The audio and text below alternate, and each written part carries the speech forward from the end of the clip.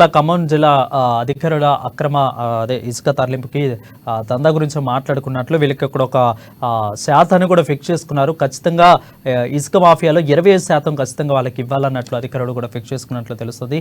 దీని మీద ఓవరాల్గా అధికారుల తీరుపైన ప్రజా సంఘాల నేతలు కూడా పూర్తిగా ఆగ్రహం వ్యక్తం చేస్తున్నారు. దీని మీద మరిన్ని అప్డేట్స్ మా ప్రతినిధి ఉపేందర్ లైవ్లో అందుబాటులో ఉన్నారు. ఉపేందర్, చెప్పండి. ఈశ్వరన్ ఖమ్మం జిల్లాకు సంబంధించిన లారీ యాజమానులు టీఎస్ఎండిసి అధికారుల యొక్క దోపిడీని పై తీవ్ర స్థాయిలో ఆగ్రహం వ్యక్తం చేస్తూ ఇటీవల కాలంలో మెయిల్ ద్వారా ఎండిసికి ఫిర్యాదు చేసినట్టుగా మనకు స్పష్టంగా తెలుస్తా ఉంది. ప్రధానంగా భద్రాద్రి కొత్తగూడెం జిల్లా ఇసుక ర్యాంపులకు చెందినటువంటి దమ్మకపేట అనే ఒక ఇసుక ర్యాంపులో గత కొద్ది రోజులుగా అక్రమంగా అక్కడ వసూలుకు పాల్పడుతున్నట్టుగా మనకు తెలుస్తోంది. ఇదే తంతు జిల్లా వ్యాప్తంగా జరిగినటువంటి ఏదైతే ఇసుక ర్యాంపులో ఉందో ఇదే ర్యాంపులో కూడా ప్రధానంగా కొనసాగుతున్నట్టు తెలుస్తుంది. అంటే వెంకటాపురం, వాజేడు మండలాలతో పాటు చెర్ల, మనుగురు ప్రాంతాల్లో కూడా అధికంగా ఇదే దోపిడీ కొనసాగుతూ రోజువారీగా ఒక్కొక్క లారీ నుంచి 1500 నుంచి 3500 రూపాయల వరకు అనధికార వసూలుకు పాల్పడుతున్నారని కూడా స్పష్టంగా మనకు తెలుస్తా ఉంది.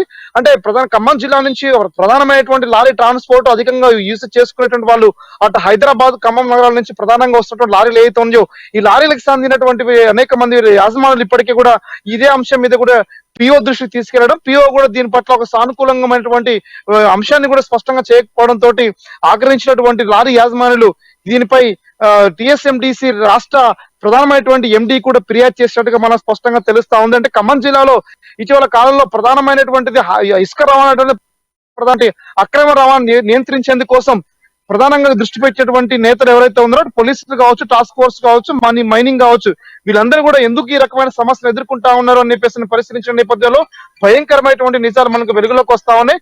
ఈ ఒక్కొక్క ర్యాంప్ నుంచి వసూలు చేసినటువంటి పేమెంట్ దాదాపు ఒక్కరోజు అంటే నిన్న ఒక్కరోజు 372 లారీలకు సంబంధించినటువంటి బుకింగ్ ఆన్లైన్ చేసుకోగా వీళ్ళందరి దగ్గర నుంచి ఒక్కొక్కరి నుంచి 3500 రూపాయల లోపు వసూలు చేసినటువంటి నేపథ్యం చూసినప్పుడు ఒక్కొక్క రోజు 12 లక్షల నుంచి 15 లక్షల రూపాయల వరకు కూడా ఆయా ఇసుక ర్యాంపుల నుంచి కూడా వసూలు చేసి భద్రాద్రి కొత్తగూడెం జిల్లాలో ఉన్నటువంటి పిఓ ఎవరైతే ఉన్నారో పిఓకి షేర్ పోతుందని చెప్పేసి కూడా ప్రధానంగా ప్రచారం జరుగుతా ఉంది. కానీ ఇదే అంశం మీద పిఓ దృష్టి అడిగి తీసుకెళ్లేటువంటి మన మీడియాకి సంబంధించిన ప్రతినిధులు చెప్పినప్పుడు అలాంటి సంఘటన జరగట్లేదు, ఇలాంటి ఎక్కడ జరిగినా సరే ఖచ్చితంగా నియంత్రిస్తామని చెప్పినటువంటి సందర్భం కూడా పోలేదు. యథేచ్ఛగా అంటే ఇసుక రవాణా అనేది ఒక పక్కన జరుగుతా ఉన్న నేపథ్యంలో ఇసుక దోపిడీ కూడా విపరీతంగా సాగడంతో ఇసుక దాదాపు 800-900 గత 6 నెలల క్రితం ఉన్నటువంటి ఇసుక యొక్క కాస్ట్ ప్రస్తుతం ఖమ్మంలో 1800 రూపాయల వరకు కూడా అమ్మకాలు జరుగుతున్న నేపథ్యం కూడా కనబడుతుంది. అంటే దాదాపు సామాన్యుడు ఎవరు కూడా ఇసుక టన్నును కొనలేని పరిస్థితిలో ఉన్నాడని కూడా మనం స్పష్టంగా చెప్పుకోవచ్చు.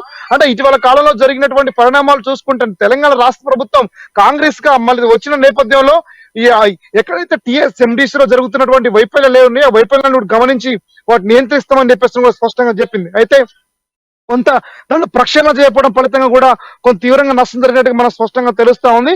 ఈ అంశాలు ప్రధానంగా అన్ని చోట్ల కూడా ఈ దోపిడీ అనేది ప్రధానంగా సాగుతున్నటువంటి నేపథ్యంలో ప్రభుత్వం అధికారులు కూడా నిమ్మకు నీరెత్తినట్లుగా వ్యవహరిస్తున్నట్టు కూడా మనకు స్పష్టంగా తెలుస్తా ఉంది.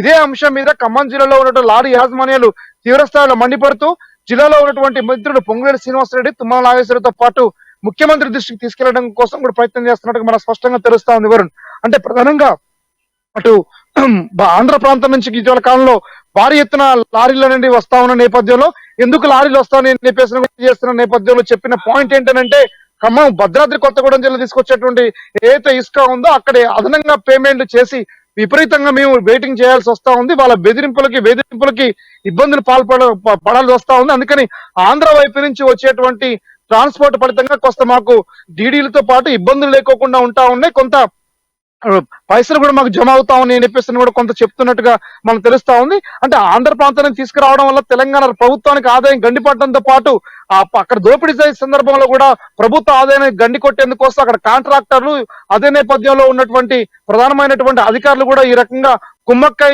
ఈ లారీ యాజమానులు దోపిడీ చేయడం ఫలితంగా సామాన్యులపై అటు బిల్డర్లపై తీవ్రమైన ప్రభావం పడుతూ దోపిడీ గురవుతున్నట్టుగా మనకు స్పష్టంగా తెలుస్తా ఉంది. దీని పట్ల స్పందించి సీరియస్ యాక్షన్ తీసుకోవాల్సినటువంటి అధికారులు ఎవరైతే ఉన్నారో సరిగ్గా స్పందించకపోవడం ఫలితంగా కూడా ఈ యొక్క దోపిడీ యథేచ్ఛగా కొనసాగుతుందని స్పష్టంగా చెప్పుకోవచ్చు. Varun, Upender for the updates. అదే చూసుకుంటే ఓవరాల్గా ఖమ్మం జిల్లాలో జరుగుతున్న అధికారులు అవినీతిని కాపాడాల్సిన అధికారులే ఖచ్చితంగా ఆ అవినీతికి పాల్పడుతున్నట్లయితే మనకు స్పష్టంగా తెలుస్తుంది. ప్రజా సంఘాలు కూడా దీని మీద ఆగ్రహం వ్యక్తం చేస్తున్నట్లు తెలుస్తుంది. Thank you Upender for the updates.